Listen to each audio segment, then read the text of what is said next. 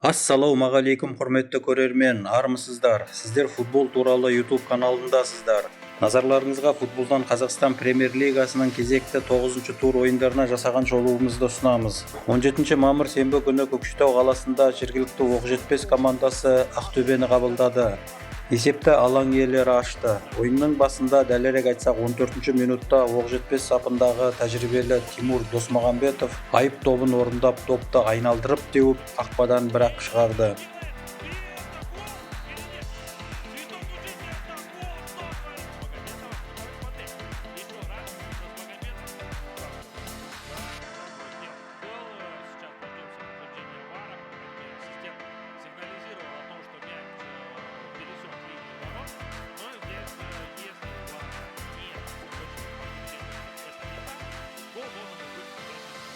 +45 минутта Ақтөбе есепті теңестіре алды. БТЖ Лудың көтерген добын баспен соғып голға айналдырған Оралхан Өміртаев болды.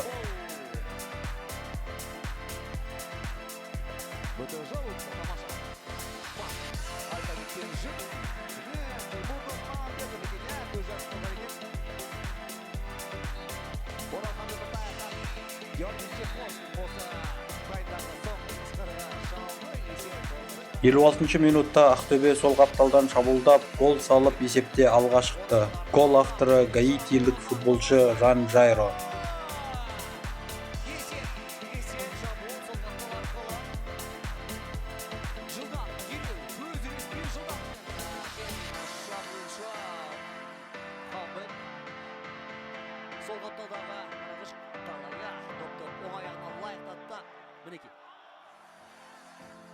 Стоп және соқты.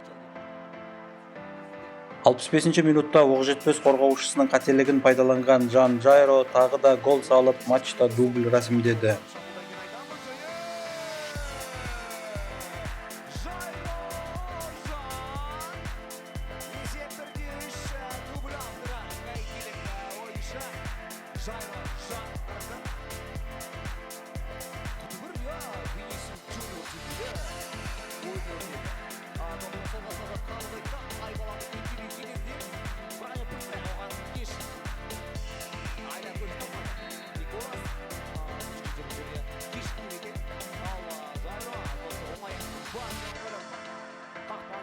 Қорытынды есеп 1-3 Ақтөбенің жеңісі.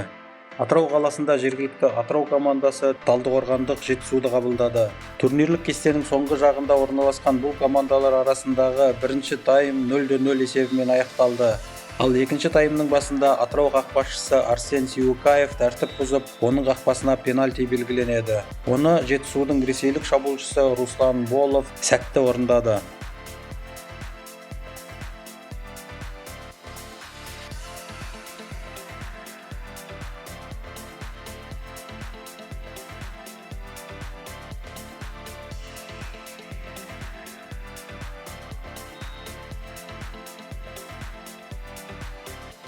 +6-шы минутта Жетісу қақпасына жақын аймақта айып добы белгіленді. Оны Атыраудың грузиялық футболшысы Заза Цицкишвили өте дәл, әдемі де әсерлі орындап, жанкүйерлерге қуаныш сыйлады.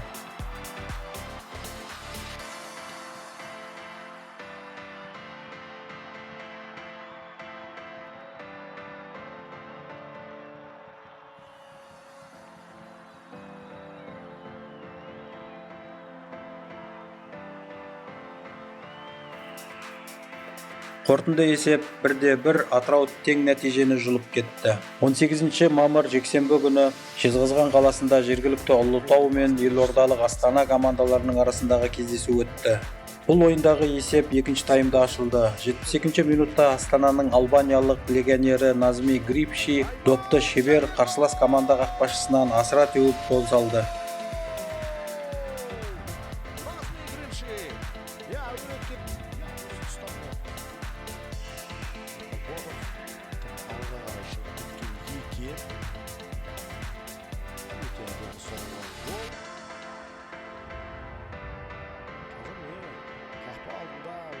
Ал ойын аяқталар тұста Астана екінші голын салды. Оның авторы Станислав Басманов.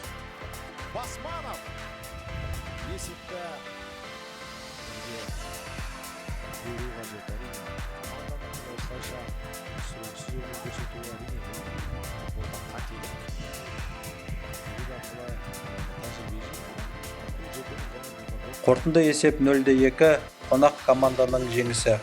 Астана Арена стадионында өткен жергілікті жеңіс пен Петропавлдық Қызылжар командаларының арасындағы матчта есеп ашылмай, командалар тең тарқасты.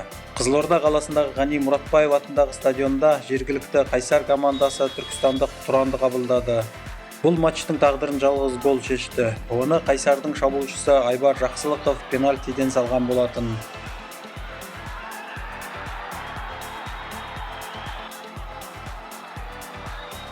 Айта кетейік, Айбар пенальтиде 2 рет тепкен болатын. Біріншісінде қақпашы сызықтан алға шығып кеткен еді.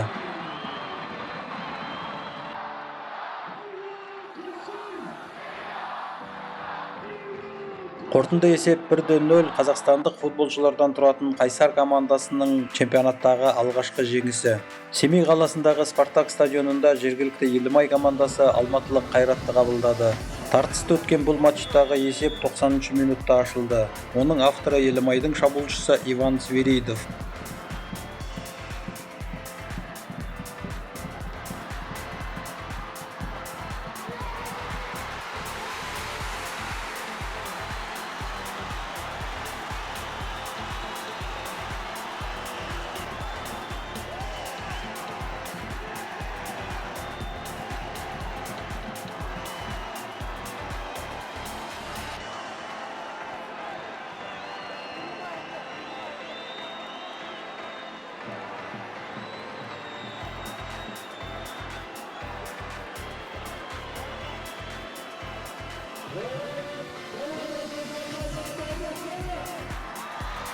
Иванның салған голы матчтағы жалғыз гол болып, семейлік команда жеңіске жетті.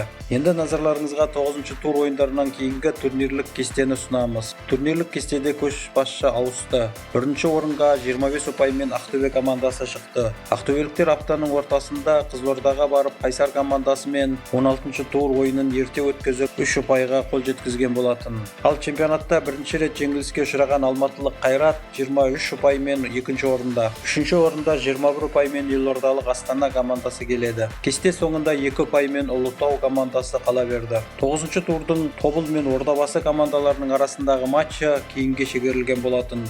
Сұрмергендер тізімінің басында 6 голмен Астана командасының хорватиялық шабуылшысы Марин Томасов пен Қайрат ойыншысы Дастан Сәтбаев қала берді. Осымен футболдан 2025 жылғы Қазақстан чемпионатының 9-шы тур ойындары бойынша жасаған шолуымыз аяқталды. Чемпионаттың келесі 10-шы тур ойындары 24 және 25 мамыр күндеріне жоспарланған. Біздің арнада болғандарыңыз үшін сіздерге көп рахмет. Келесі кездескенше аман сау болыңыздар.